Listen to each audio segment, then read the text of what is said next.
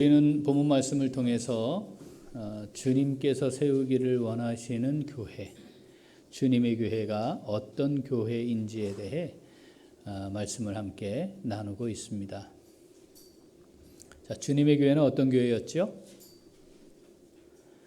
자, 지난주 우리는 이 말씀을 통해 주님의 교회는 회개함을 통해 죄사함의 은혜를 고백하는 사람들의 모임이라 했습니다.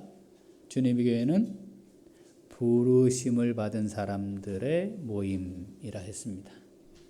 또 주님의 교회는 패역한 세대에서 건지심을 받은 사람들의 모임이라 했습니다. 교회로 모였습니다. 우리는 교회입니다라고 할 때 이 세 가지가 분명하게 고백되는 사람들이 함께 모였을 때 그때 주님의 교회라고 한다 했습니다. 자, 처음 이 모인 사람들은 몇 명이었죠? 120명이었습니다.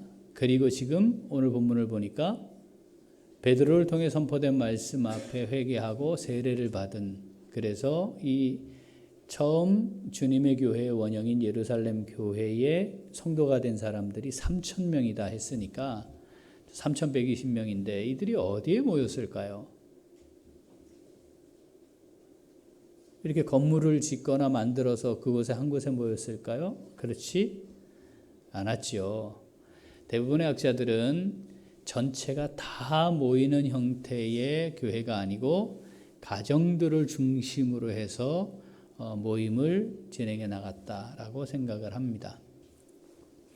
자, 이 교회가 주님의 교회, 주님이 세우기를 원하셨던 교회의 모형인데 이렇게 폭발적으로 늘어나잖아요. 부흥하잖아요. 근데 이 교회는 그럼 앞으로 세워질 교회들도 이렇게 폭발적으로 성장할 것을 보여주는 교회냐? 그건 다른 문제입니다. 왜냐하면 사도행전 1장 8절에 주님이 예언하신 게 있었어요. 외우고 계시는 분들 해볼까요? 오직 성령이 너희에게 임하시면 너희가 권능을 받고 예루살렘과 온 유대와 사마리아와 땅끝까지 이르러 내 증인이 되리라. 그러니까 땅끝까지 증인이 되게 하는 그것이 스데반 순교 이후에 딱 일어날 일이니까 지금 이러한 폭발적인 부흥은 요 주님의 말씀이 성취되기 위한 과정이죠. 자, 이 교회가 어떠했느냐? 이 교회는 어떠했습니까? 이렇게 모인 교회는, 자, 사도행전 2장 41절 42절 읽어보겠습니다. 그 말을 받은 사람들은 세례를 받음에 이날에 신도의 수가 3,000이나 더하더라. 그들이 사도의 가르침을 받아 서로 교제하고 떡을 떼며 오로지 기도하기를 힘쓰니라. 자, 그렇게 모인 교회에 이들이 보여준 모습 세 가지래요. 하나는 교제하고, 그 다음 떡을 떼며, 그 다음 기도했대요. 이걸 오로지 힘쓰니라 했는데 이게 사실은 원문을 보면 세 개에 다 걸려요. 그리고 함께 힘썼다, 몰두했다, 마음을 다해 집중했다, 이런 뜻이거든요. 그러니까 세 가지예요. 함께 마음을 다해 교제하기를 힘썼다, 떡을 떼기를 힘썼다, 기도하기를 힘썼다. 자, 이런 겁니다. 자, 세 가지. 자, 교제했대요. 그러니까 주님의 교회는 어떤 교회인가요? 교제가 있어야 해요. 자, 이 당시 시대로 돌아가 보면 여러분 우리 교회에 큰 기업 SK 사장님이 계시고 신입사원이 있다. 그래서 같이 왔다. 그런데 사장님은 초신자고 신입사원은 제자훈련 사역반까지 마쳐서 소그룹을 인도하는 사역자예요. 사장님이 이 신입사원에게서 교육을 받을 수 있겠습니까? 쉽지 않겠죠. 그렇지 않나요? 쉽지 않아요. 그런데 사실 우리는 잘 알아요. 서로 인간으로서의 존엄성과 가치는 동일하다. 서로 존중받을 사람들의. 그래도 어렵다 느낌 들어요. 자, 군대에서 병장과 이등병이 교제한다. 가능한가요? 예비역 병장님들 가능합니까? 어렵죠. 어려워요. 인간의 가치와 존엄성은 같은데도 그 약간의 군대 빨리 와서 밥 먹으면 밖에 더 있어요. 밥 많이 먹어서 벽돌 내장 된 건데 그런데도 어렵잖아요. 이 시대에는 사람도 있고 평범한 사람이 있고 귀족이 있고 로마 시민도 있고 사람인데 사람 취급 못 받는 노예도 있었어요. 그러니까 태어나면서부터 죽을 때까지 다른 존재예요. 그런데 그들이 딱 모여가지고 뭐 했다는 거예요? 교제했다는 거예요. 이건 상식적으로 당시의 사회에서는 받아들이기 어려운 모습입니다. 자, 또 뭐 했다고요? 떡을 뗐대요. 떡을 뗐다는 것은 주님께서 제자들과 함께 마지막 식사를 하시고는 이렇게 명령하셨어요. 모일 때마다 이를 행하여 나를 기념하라. 그래서 그 당시에는 모이면 식사를 같이 한 거예요. 그때 뭘 했어요? 떡을 나눴어요. 빵을 놓고 우리가 주님의 살을 같이 먹습니다. 우리가 주님의 몸인 주님의 몸의 지체들입니다. 이걸 고백하는 거예요. 잔을 돌리면서 피를 나눈 형제들입니다를 고백하는 거죠. 누가 형제요 자매요 모친이에요? 아버지의 뜻대로 하는 자들이 형제요 자매요 모친이니까 우리가 한 아버지를 모시고 있는 형제 자매들입니다를 고백하는 게 떡을 떼는 거였어요. 로마가 교회를 박해하던 시절에 요걸 근거로 삼기도 했죠. 그것들은 피를 먹는 것들이라고. 그래서 식인종들이라고. 그런 걸 뒤집어 씌워서 박해를 하기도 했어요. 우리는 피를 나눈 형제 자매들입니다. 예수의 피를 나눈. 혈서를 탁 짓고 우리는 끝까지 같이 가는 사람들입니다. 이것을 하는 모임인 거죠. 이게 떡을 떼다예요. 그리고 뭐 했다고요? 기도하기를 힘썼대요. 기도하죠. 열심히 기도하죠. 그런데 지금 우리가 하고 있는 기도와 이때의 기도는 의미가 조금 다릅니다. 혹시 제사 드려보셨나요? 제사? 자, 제사 드릴 때 위패를 모신 방에 여성들이 들어갈 수 있나요? 없나요? 못 들어가죠? 절합니까? 안 합니까? 절 못하죠? 못 들어가고 절도 못해요. 함부로 가지 못해요. 신을 어떻게 만날 수 있어요? 내가 신을 못 만나요. 그러니까 누구를 청하죠? 무당을 청하잖아요. 그래서 그 신 문제를 좀 해결해 달라 하죠. 자, 구약시대의 율법적으로 보면 죄인들이 하나님께 바로 나갈 수 있었나요? 없었어요. 어떻게 해요? 내가 제물을 준비해서 누굴 줘요? 제사장을 주면 제사장이 대신 하나님께 제물을 드리는 제사를 드려준 거예요. 그래서 그 중간 매개체가 있었죠. 중보.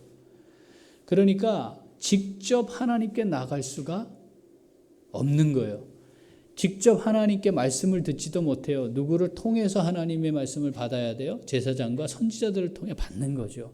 그러니까 하나님과 직접 교통이 안 되는 거예요. 그런데 지금 뭐 했다고요? 하나님과 직접 교통을 했다.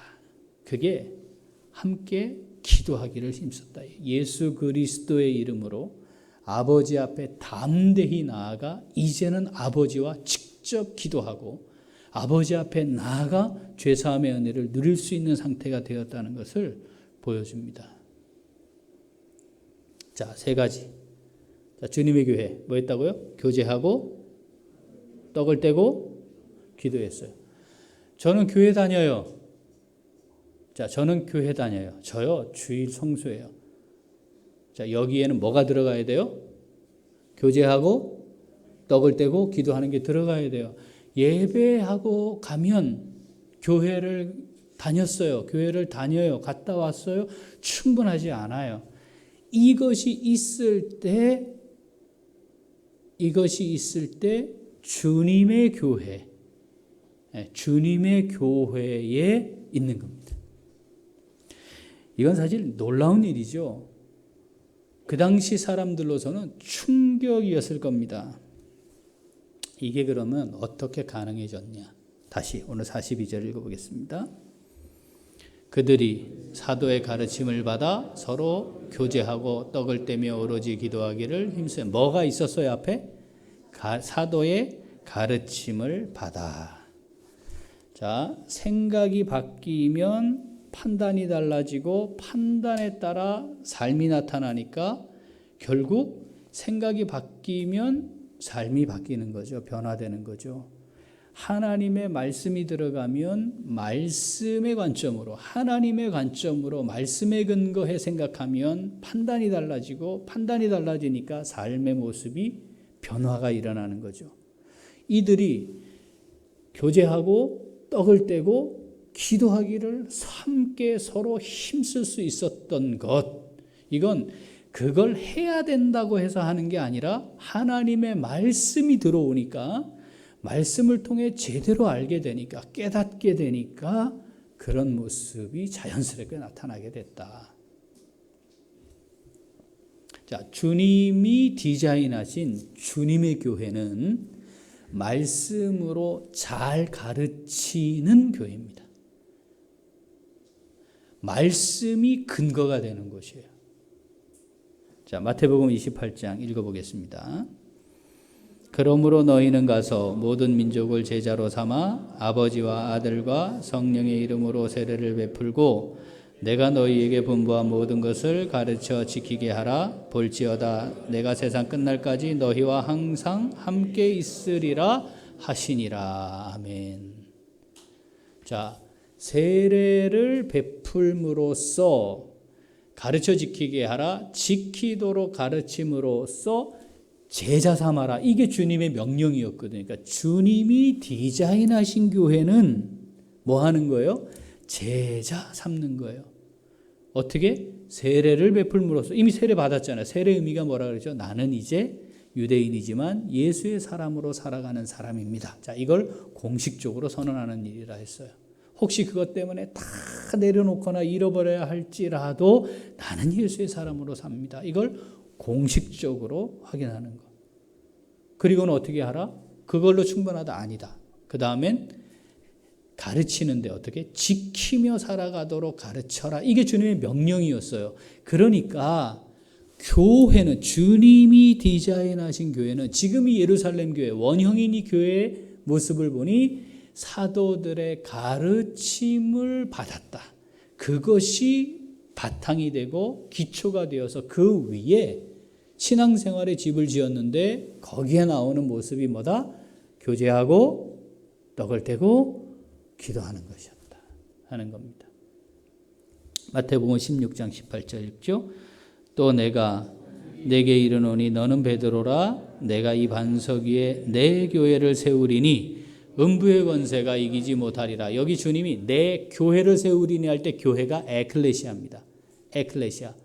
이게 뭐냐면 어디로부터 불러내다 이런 거예요. 그래서 교회를 이야기할 때 뭐라고요? 부름받은 사람들의 모임 이런 거예요. 왜 그러면 불러내셨느냐 이 말이에요. 왜 세상에 있던 우리를 왜 불러내셨느냐. 그 세상 밖으로 우리를 불러내셨느냐. 왜? 뭐 하려고? 제자로 살아가게 하시려고. 자, 정리하면 주님의 교회는 어떤 곳입니까? 이렇게 물어요. 교회는 뭐 하는 데예요? 그렇게 물으면 따라합시다. 공부하는 것입니다. 훈련하는 것입니다. 다 공부만 해도 피곤한데 훈련까지 해야 돼요. 이게 주님이 말씀하신 주님의 교회예요. 학교에 왜 갑니까? 여러분 학교에 왜 갑니까? 공부하러 가죠? 학교에 왜 갑니까? 공부하러 가죠. 자, 누가 물어요? 교회 왜 가냐? 마스크 써서 안 들리는 거죠, 지금? 네, 자, 교회 왜 가냐? 공부하러 가는 거지. 그걸로 끝나면 안 돼. 거기에 한술 더 떠서 뭐요? 훈련하러 가지. 네. 주님의 제자로서 말씀을 지키며 살아가는 것을 훈련하는 것. 평생 공부해라 아주 노이로제에 걸린. 또 목사님 뭐 교회가 또 공부하라고 뭐 시험 본다고 교회 왜 그러십니까? 이건 저는 되게 무식한 사람이에요 라고 얘기하는 거나 똑같은 거예요. 그게. 네? 학교를 왜 갑니까? 공부하러 가야지. 학교에 가서 공부를 해야 됩니까? 아주 힘들어 죽겠네. 그거보다 더 웃기는 말이다 이 말이죠. 교회 영어가 뭐죠? church잖아요. 이게 키르케나 집이라는 것에서 나왔거든요. 그런데 한자로 기가 막히게 번역을 했어요. 교회. 뜻이 뭐예요? 가르치는 모임이거든요. 이게 정말 기가 막힌 번역입니다. 교회는 뭐 하는 곳입니까? 공부하고 훈련하는 곳입니다. 왜 교회 가십니까? 공부하고 훈련하러 갑니다. 자, 이것이 주님의 교회, 주님이 디자인한 교회였다. 자, 우리 교회는 주님의 교회로 든든히 세워질 수 있기를 소원합니다. 자, 이 말씀을 받는, 우리에게 주신 말씀으로 받는 성도들의 모임인 우리 교회, 그러면 어떻게 하느냐? 자, 오늘 하나님의 음성 함께 듣고자 합니다. 자, 그런 사실, 주님의 교회가 뭔지 아는 성도들로 이루어진 교회, 우리 교회 어떠합니까? 첫째, 한 번 더 첫째, 자, 생명의 양식을 잘 준비해 먹게 해야 돼요. 교회는 이게 가장 중요한, 가장 중요한 우선순위 첫 번째의 사역입니다. 교회를 가면 풍성한 영의 양식을 공급받아야 돼요. 교회는 풍성한 영의 양식을 공급해 주기 위해 잘 준비되어야 해요. 뭐가 좋고. 자, 이제 우리 꿈틀이 생겼잖아요. 꿈틀을 갔더니 의자가 좋고 테이블이 좋고 음악이 좋고 환경이 좋고 전등도 좋고 다 좋아요. 근데 커피가 더럽게 맛이 없어. 그러면 문 닫아야 되지 거기는. 그죠? 의자도 후지고 탁자도 이상하고 배치는 또 왜 이렇게 해놨냐. 오디오도 꼴랑 그 스피커 2개 달랑 틀어놓고 뭐 그 소리 이상하게 나오고 그래. 근데 말이야 커피가 끝내줘. 애들이 공부하는데 최적의 장소예요. 그럼 되는 거죠. 아멘. 교회는 뭐 하는 곳이냐? 하나님이 베푸시는 구원의 은혜, 통로가 교회가 됐다 그랬잖아요. 하나님의 양식이 풍성하게 베풀어져야 돼. 그게 그걸 잘 준비하는 교회, 이게 주님의 교회입니다. 자, 요한복음 읽어보죠. 6장 33절부터 하나님의 떡은 하늘에서 내려 세상에 생명을 주는 것이니라. 그들이 이르되 주여 이 떡을 항상 우리에게 주소서. 예수께서 이르시되 나는 생명의 떡이니 내게 오는 자는 결코 줄이지 아니할 터이요 나를 믿는 자는 영원히 목마르지 아니하리라. 47절 진실로 진실로 너희에게 이르노니 믿는 자는 영생을 가졌나니 내가 곧 생명의 떡이니라. 우리가 구원받았습니다. 하나님의 사람이 되었습니다. 영생을 가진 자가 되었습니다. 그러면 끝났냐? 안 끝났어요. 그 믿음으로 말미암아 영생을 가진 자들에게 계속해서 베풀어져야 되는 게 뭐냐면 생명의 떡입니다. 내가 예수 그리스도를 모시고 살아간다는 게 뭐냐? 생명의 떡이신 예수 그리스도를 통해 끊임없이 영의 양식을 충족하게 받아 진리이신 그 주님과 함께 살아간다는 것을 의미하는 겁니다. 그 통로로 이 지상에 세운 하나님께서 그 통로로 세운 것이 바로 교회입니다. 그러니까 우리가 함께 기도하고 잘 세워가야 하는 우리 교회는 하나님 이곳에서 이 생명의 양식이, 영의 양식이 충족하게 풍성하게 베풀어지게 하옵소서라고 해야 되는 거죠. 자, 이 영생을 가졌다. 그리고 생명의 양식이 계속해서 공급되어야 한다. 자, 이건 창조의 질서였습니다.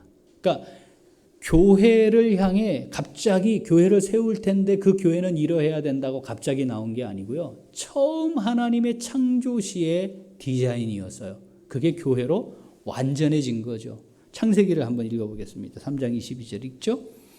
여호와 하나님이 이르시되 보라 이 사람이 선악을 아는 일에 우리 중 하나같이 되었으니 그가 그의 손을 들어 생명나무 열매도 따먹고 영생할까 하노라 하시고 여호와 하나님이 에덴 동산에서 그를 내보내어 그의 근원이 된 땅을 갈게 하시니라. 이같이 하나님이 그 사람을 쫓아내시고 에덴 동산 동쪽에 그룹들과 두루도는 불칼을 두어 생명나무의 길을 지키게 하시니라. 자, 아담과 하와 생명, 살아있는 존재로 지음받았던 그들, 죽지 않는 존재였단 말이죠. 그런데 그냥 가만히 있으면 계속 죽지 않는 게 아니었어요. 뭐가 있었다고요, 거기에? 생명나무 열매가 있었다는 거예요. 그걸 따먹음으로 그 하나님이 부여하신 영원한 생명이 유지되는 거였다. 여러분, 우리에게 영원한 생명이 주어졌습니다. 영생이 주어졌죠? 그렇죠? 주어졌어요. 그런데 한번 주어진 것으로 충분하냐? 그렇지 않다는 겁니다. 어떻게? 생명의 떡을 먹어야 돼요. 영의 양식을 지속적으로 먹어야만 사는 존재들입니다. 자, 이걸 조금 더 구체화했어요. 이스라엘 백성들을 애굽에서 불러내면서 이제 너희는 내 백성이다라고 하실 때, 자, 신명기 읽어보죠. 내가 오늘 명하는 모든 명령을 너희는 지켜 행하라. 그리하면 너희가 살고 번성하고 여호와께서 너희의 조상들에게 맹세하신 땅에 들어가서 그것을 차지하리라. 내 하나님 여호와께서 이 40년 동안에 내게 광야 길을 걷게 하신 것을 기억하라.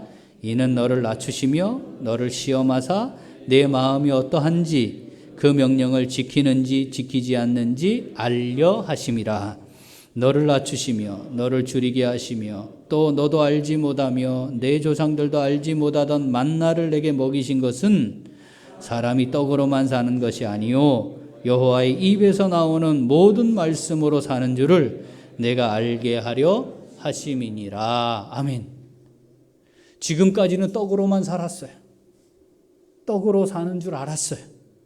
육체가 잘 살면 잘 사는 것인 줄 알았어요. 그런데 이제부터는 하나님의 백성으로 살게 된 지금부터는 그것만으로 사는 게 아니다. 그것만으로 살아갈 수 없다. 그것만으로는 의미 없는 삶을 사는 것이다. 여호와의 입으로 나오는 모든 말씀으로 이제부터 살아갈 수 있는 존재들이 되었다는 것을 기억해라. 이겁니다. 이 말씀 앞에 우리의 삶을 한번 내놔 봐야 돼요. 여러분, 여호와의 입으로부터 나오는 모든 말씀, 하나님의 말씀으로 살고 계십니까? 이게 없으면 못 사는 건데, 살 수 없는 건데. 그런데 그 말씀은 없이 몸이 건강하고 강건하고 사회적 지위도 있고 나름대로 좋은 환경에 여유 있는 삶을 살면 그게 잘 사는 게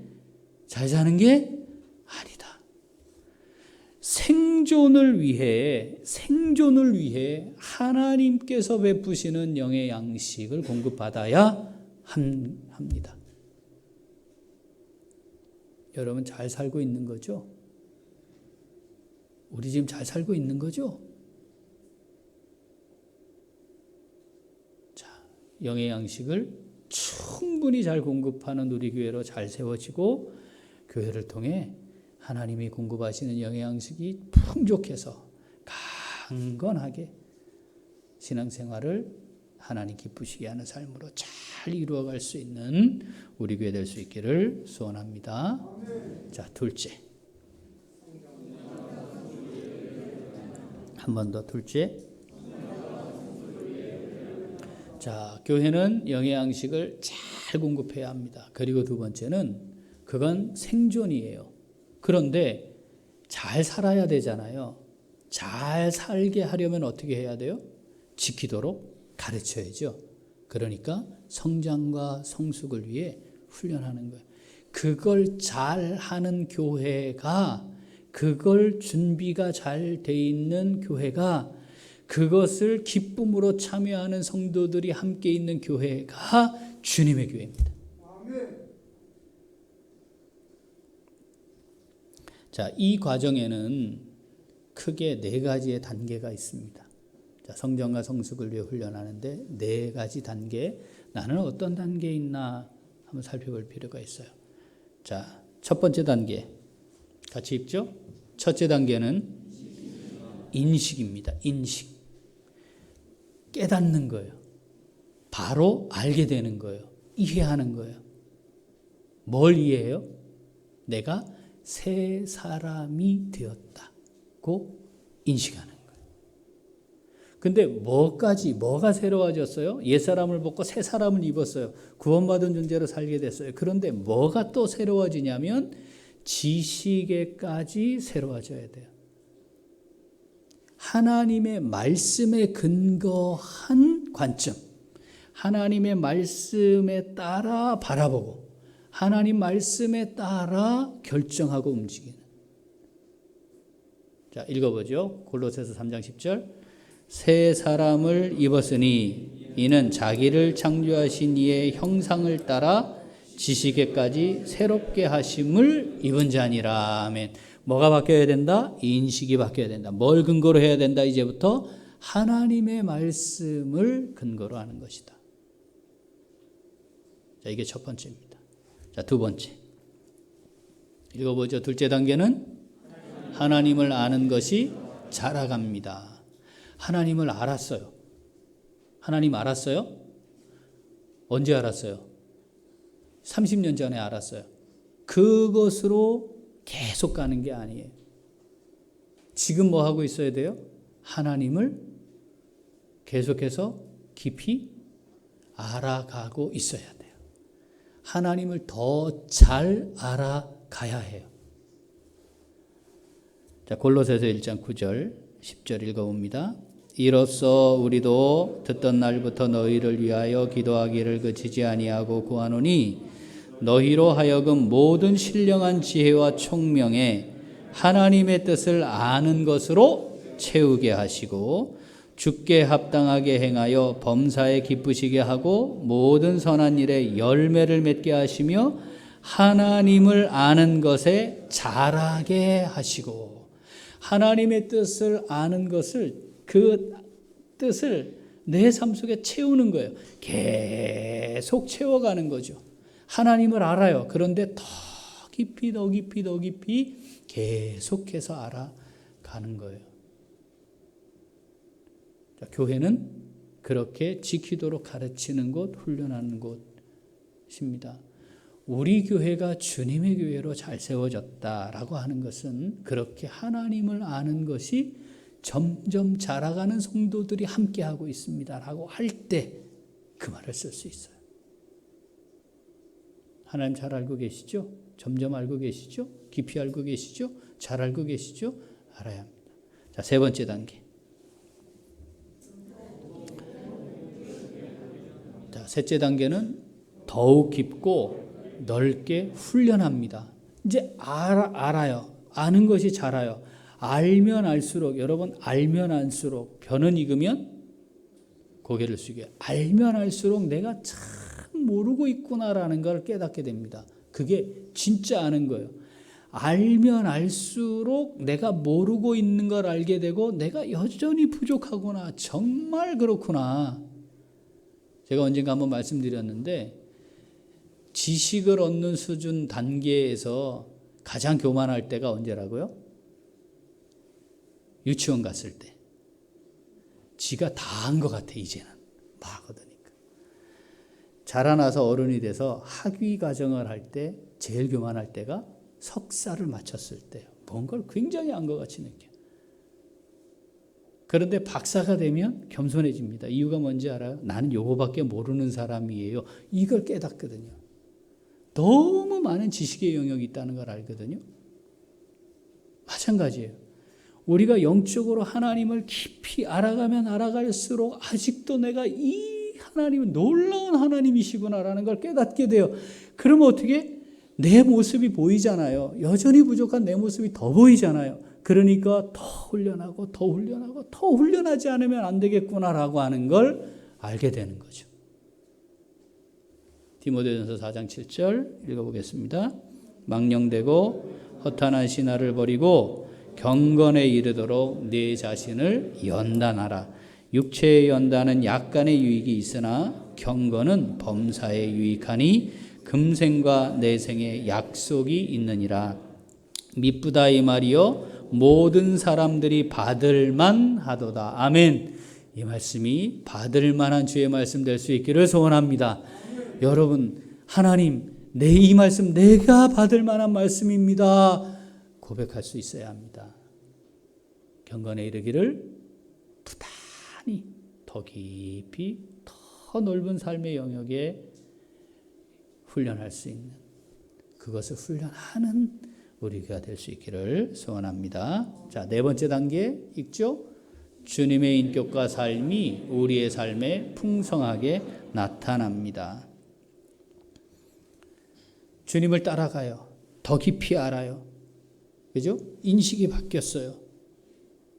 하나님을 아는 것이 점점 자라가요. 더 많은 삶의 영역에서 훈련해요. 그러면 요 열매 맺어야지, 요 열매 맺어야지, 이렇게 보여야지. 그게 아니고 자연스럽게 그에 따른 열매가 나타나는 거죠. 열매가 곧 내가 지금 어떻게 살고 있는지를 보여주는 거예요.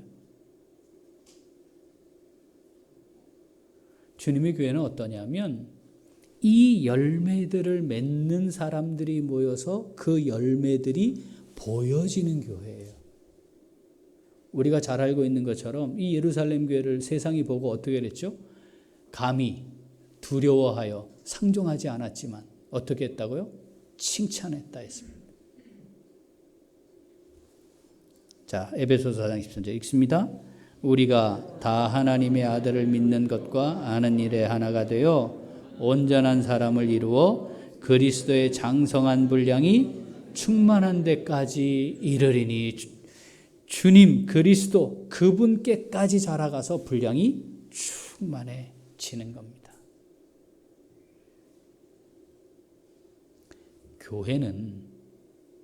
교회는 바로 이렇게 성도들을 세워가는 곳입니다. 같이 읽어볼까요? 있죠? 교회는 최종 단계에 이르도록 훈련하는 것이고 훈련시키는 공동체입니다. 여러분 교회 왜 가십니까? 왜 교회 다닙니까? 왜 교회 옵니까? 아유, 저 예배드리죠. 주일날 꼬박꼬박 빠지지 않고 예배드려요. 그걸로 충분하지 않다. 그건 우리 교회, 내 교회는 그럴지 모르지만 주님의 교회는 그게 아니었다. 주님의 교회는 그리스도의 인격과 삶이 내 삶을 통해 그대로 드러나도록 끊임없이 훈련하고 훈련받는 공동체였다.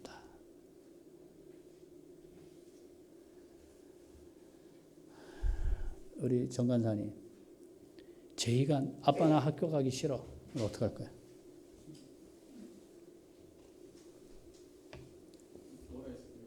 뭐라고 해서 보낼 거예요? 아니, 대안교육도 있는데 홈스쿨도 있고.